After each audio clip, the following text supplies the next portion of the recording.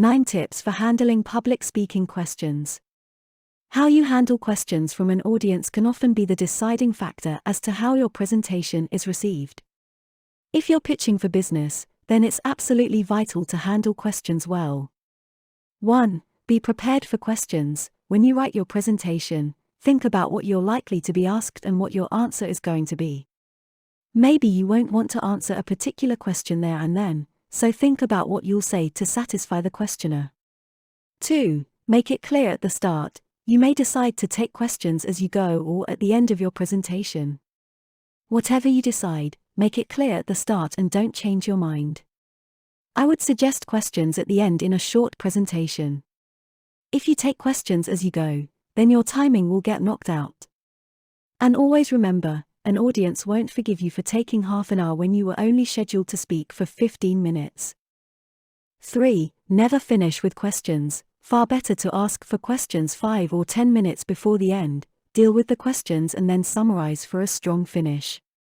Too many presentations finish on questions and the whole thing goes a bit flat, particularly if you don't get any. 4. Listen. When asked a question, listen and look like you're listening. It may be something you've heard a million times before. Treat the questioner with respect and don't trivialize their point. 5. Thank the questioner. It's only polite, it shows respect and it gives you a bit more time to consider your answer. 6. Repeat the essence of the question. Some people may not have heard the question, so your answer may not make any sense to them. It can also be irritating for them not to hear the question.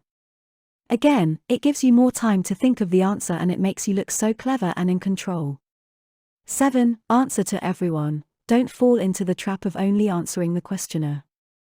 If they happen to be near the front, then you could end up having a conversation with them and exclude everyone else. 8. Keep it simple. Many speakers, when it comes to questions, have become more relaxed, and the fact that someone is interested enough to ask them a question leads them to go on too long with the answer. Don't. 9. Don't bluff or bluster. If you don't know the answer to a question, say so and find out. Suggest to the questioner that you'll phone them or come and see them with the answer.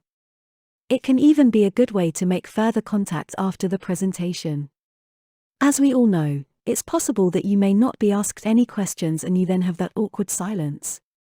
People may be thinking about what you've just said and may need more time to ask. They may also be a bit shy and may take a few minutes to speak out. Why not have a question of your own prepared and say something like, you may be asking yourself.